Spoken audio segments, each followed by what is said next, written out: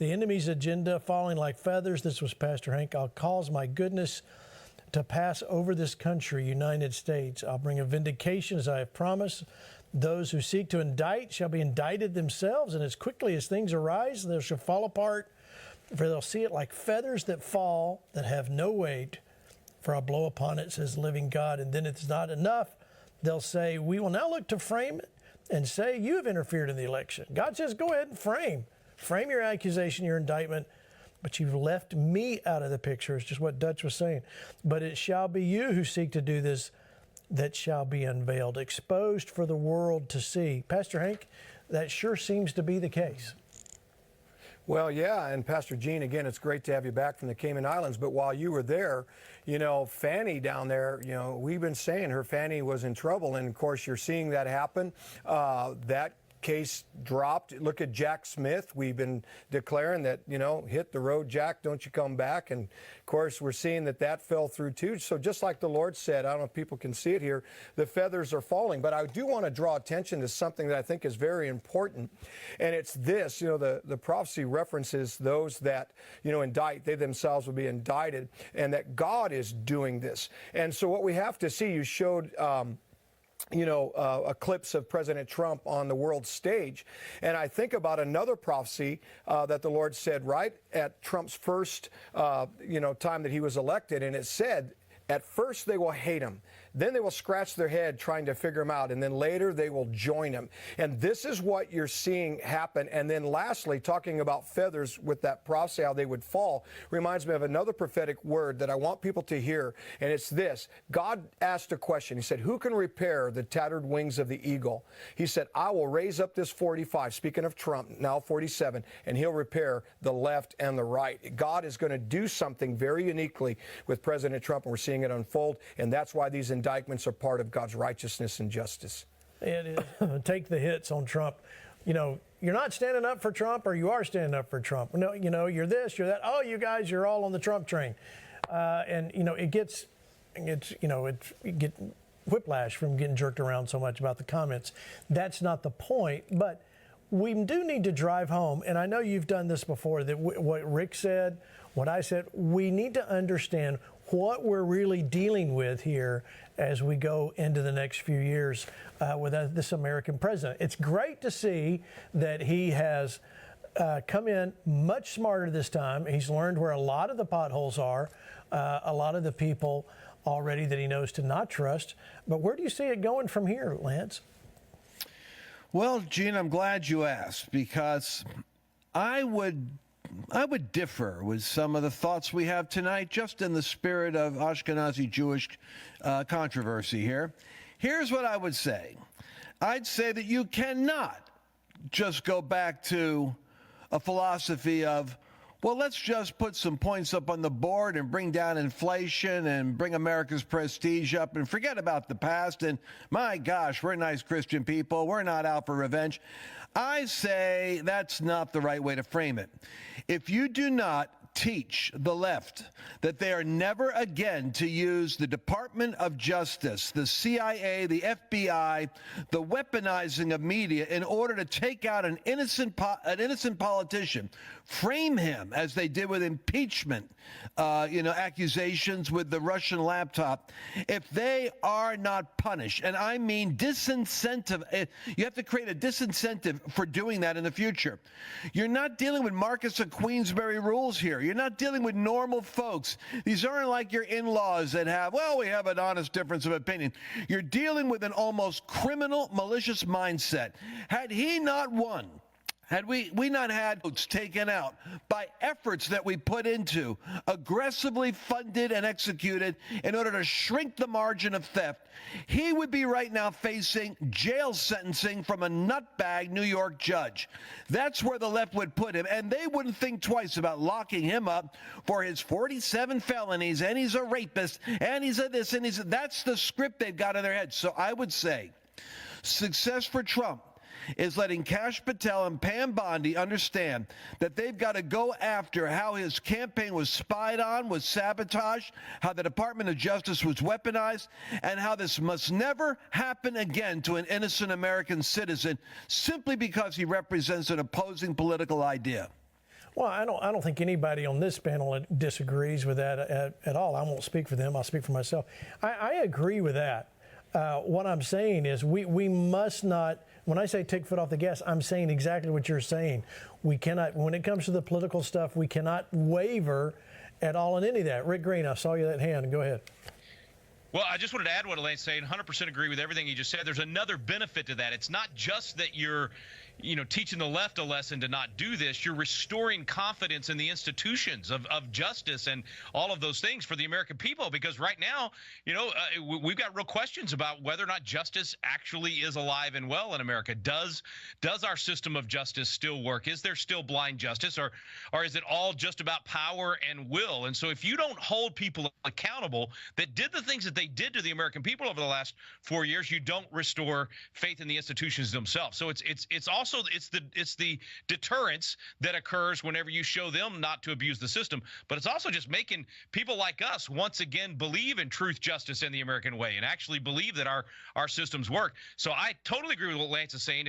If the Trump administration comes in and does what they did in 2017, January of 2017, when they had been chanting "lock her up" at all the rallies, and then decided, oh no, let's play nice and not do anything and not hold them to the standard of justice. If they do that again, that's going to be a real problem, and it's going to invite more of the same, and it's going to cause us not to have faith.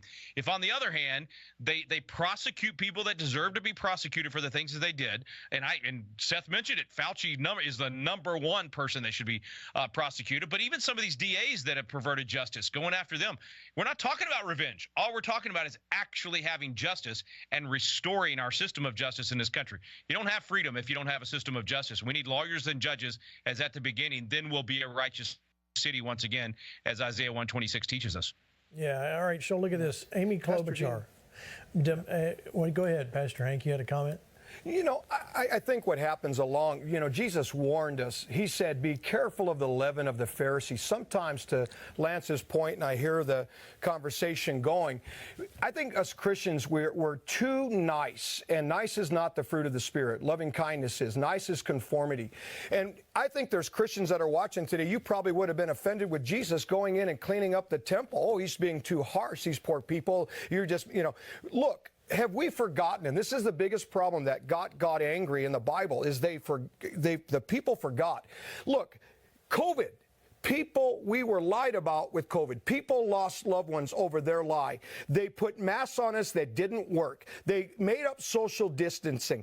They also made up all these fake Mueller reports that cost how much governmental dollars. Okay, the list goes on and on and on what the left did. And then they sat there and called us right here Christian nationalists. They told us that we were liars. They absolutely tried everything they could to discredit us and the American people. And I think it's time. Listen, there's somebody you don't pick a fight with. It's God. They have picked a fight with God, and he has chosen at this time to do what he did many times in Scripture, stand in on behalf of the people who can't speak for themselves, like abortion and other things. And this is about God's justice now. And if those are going to be hard-hearted, like Pharaoh, they're going to pay a price. And I think we need that kind of leader that the Lord could come and use at this time to administer his justice in the earth, because there's a lot of injustice that needs to be brought to light and dealt with, especially the children.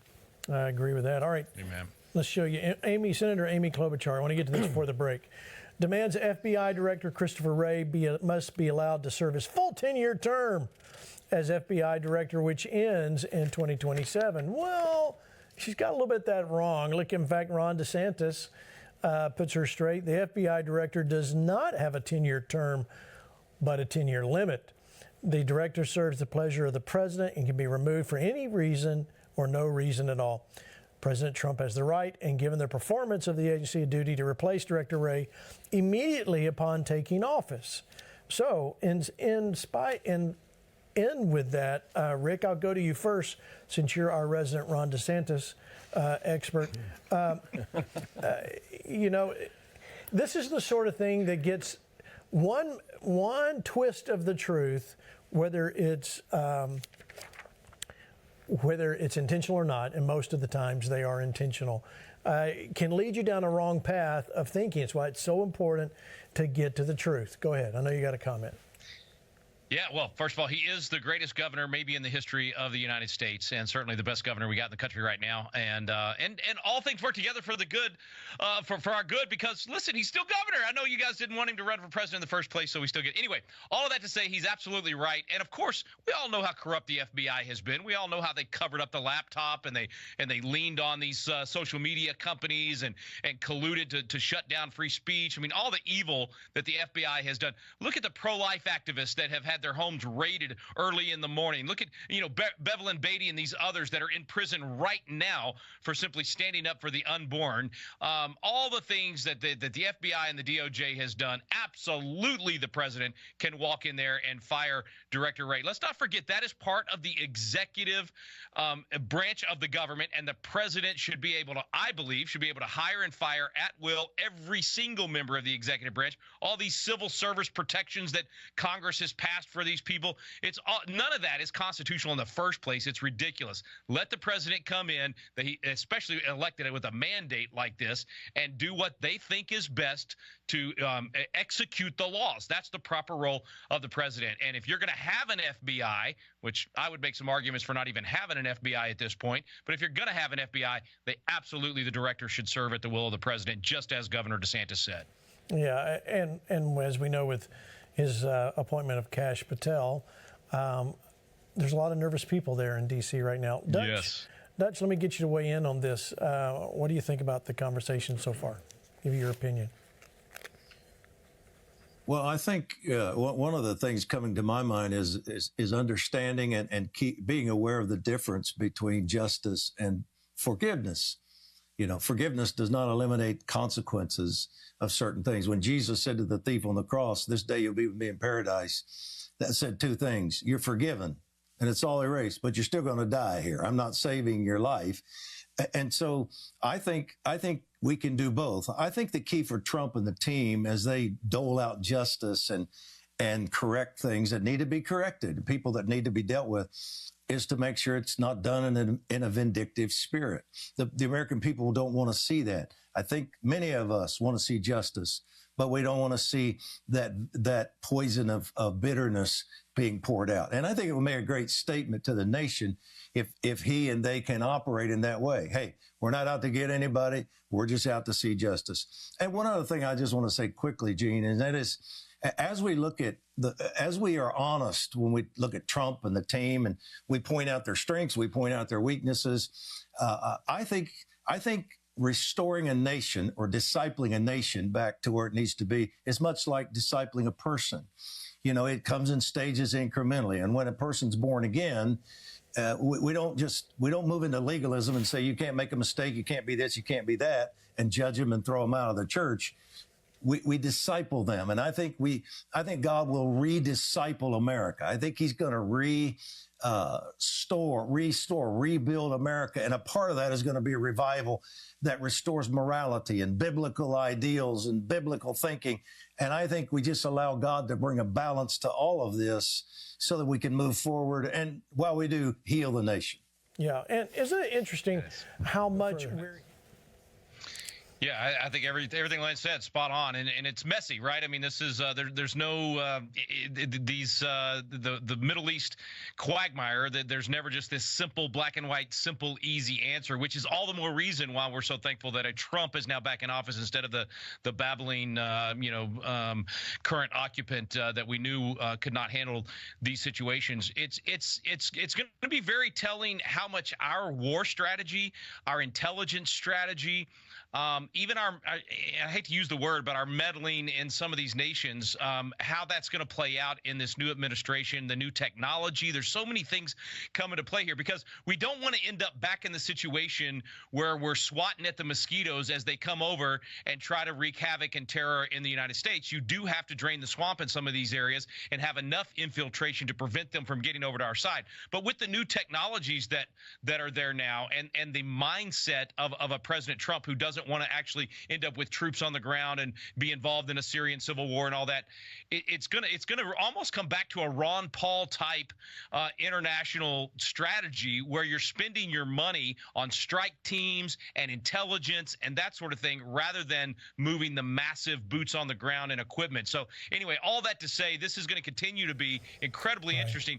I'm just interested in how different our strategy will be with Pete Hegseth as Secretary of Defense and a Donald Trump mentality at how to deal with these terrorists running countries. As Lance said, I'm not excited about that.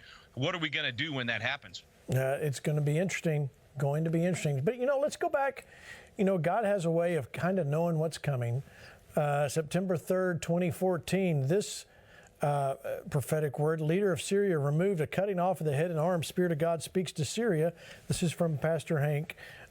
You've touched the children. The Spirit of God says, my patience is no longer, Syria, your restraint. Now a millstone will be tied around the nation.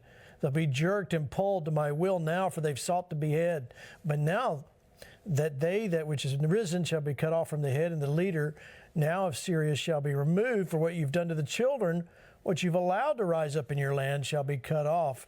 There will be a noose tying around your neck, a removal of your head, a cutting off of your arms. You shall not arise. And they will ask, what is this? And what has happened? Pastor Hank, this was over 10 years ago. Yeah, and again, that's why you got to let, prophecies breathe and play out.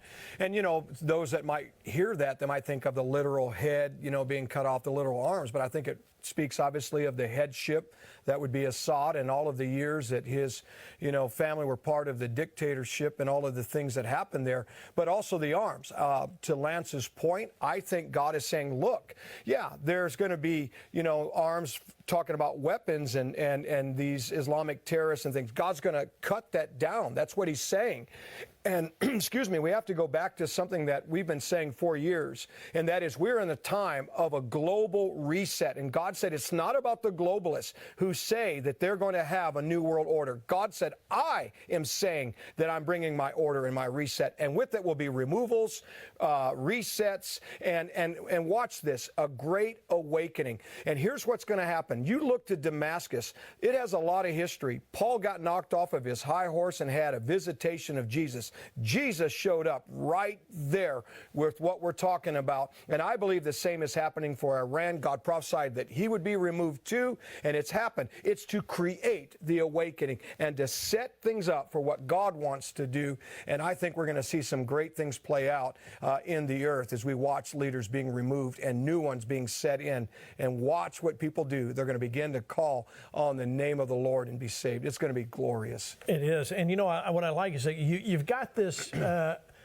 political landscape that we've talked about tonight, that all of these things are happening, that we're watching unfold, and Trump still has, 41 days left until he gets in.